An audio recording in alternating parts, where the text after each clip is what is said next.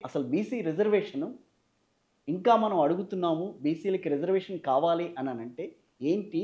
దాంట్లో ఇచ్చే స్తోమత మనకుందా అనంటే ఏం చెప్తారండి? ఓ పక్కనేమో రాజ్యాంగం స్పష్టంగా ఏం చెప్పింది? ప్రాథమిక హక్కుల్లో భాగంగా కుల, మత, ప్రాంత, భాష, లింగ వివక్షతో సంబంధం లేకుండా డబ్బున్నా లేకపోయినా అందరినీ చట్టం సమానంగా చూడాలి. Equality before law. అదే రాజ్యాంగం ఏం చెప్పారంటే మినహాయింపుగా హ్మ్. మన దేశమున్న ప్రత్యేక సామాజిక పరిస్థితుల వల్ల, చారిత్రక పరిస్థితుల వల్ల ఏ పాపం ఎరిగినటువంటి వర్గాలు చాలామంది వివక్షకు గురైన మాట వాస్తవం. కాబట్టి వారికి రాయితీలు కల్పించాలి. లేదు మినహాయింపది. సరే రాష్ట్రాలు రాజకీయంగా రకరకాల మల్లాగలు పడిన తర్వాత సుప్రీంకోర్టు నిర్ణయం చేసింది. హ్మ్.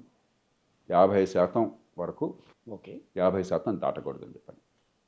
బహుశా ఉన్న పరిస్థితుల్లో అది సరైన సమన్వయం. హ్మ్. దేశంలో అన్ని వర్గాలు దానికి ఆమోదిస్తున్నారు. కాబట్టి దాన్ని మార్చడం అనేది ఇప్పుడు ఎవరి చేతుల్లో లేదు.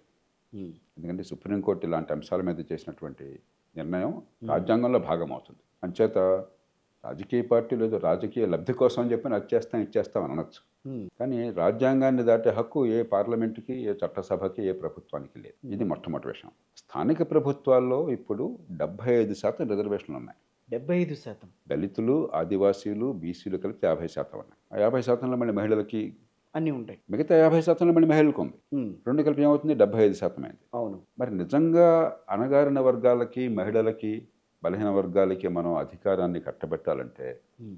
ఈ 75% ఉంది కదా, ఏ మేరకు అధికారాలను ఇచ్చారు మీరు? మన లక్ష్యం హ్మ్. సాధికారత కదా. స్థానిక ప్రభుత్వాల్లో మన రిజర్వేషన్ ఇవ్వాలి, పెంచాలి. ఎందుకంటున్నాము? అధికారం వారి చేతుల్లో ఉండాలి తెగబడ్డ వర్గాలకు అనేది. మరి ఇప్పుడు 75% ఉంది కదా, ఇంకా పెంచుదాం వల్ల తర్వాత చూద్దాం. ఉన్నది కదా.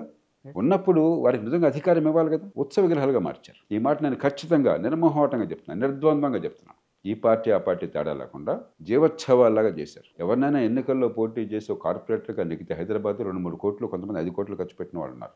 మేయర్లు వచ్చారు, మున్సిపల్ చైర్పర్సన్స్ వచ్చారు, అవును. మహిళలు. మండల అధ్యక్షులు వచ్చారు, హ్మ్. జిల్లా పరిషత్ అధ్యక్షులు వచ్చారు, గ్రామ సర్పంచులు వచ్చారు, ఎంపీటీసీలు వచ్చారు, జడ్పీటీసీలు వచ్చారు. వాళ్ళు అడగండి, నిజంగా మీకు అధికారం ఉంది, ఇదిగో మమ్మల్ని బాధ్యత పెట్టారు, ప్రజలు ఎన్నుకున్నారు, మా మండలంలో లేదా మా మున్సిపాలిటీలో పరిస్థితులను మార్చి ప్రజల ఆశలు నెరవేర్చి డబ్బులు సద్వినియోగం చేసి ప్రజలకు సరైన సేవలు అందించి బాగా చేసే అవకాశం మాకుంది అని ఎవరిని చెప్పనండి. మరి ఇదంతా ఎందుకట? సాధికారత కోసం కదా మనం చెప్పింది. అవును. అధికారం లేకుండా ఈ గొడవ ఏంటి అసలు? నిజంగా నమ్మకం అంటే ఇప్పటిదాకా ఈ 75% రిజర్వేషన్లు మరి అద్భుతమైన స్థాయిలో ఉన్నాయి కదా. అవును. ఇంకా ఎక్కువ తర్వాత ఆలోచిద్దాం, వద్దన్న అంటలే. బట్ ఉన్న మేరకు ఎందుకు ఉపయోగించాలి మీరు? ఎందుకు అధికారం ఇవ్వట్లేదు? ఎందుకు స్థానిక ప్రభుత్వాలు నిర్వీర్యం చేశారు? రాజకీయంగా ఓట్లు పొందడం కోసం తప్ప అధికారం ఇవ్వడం కోసం కాదు.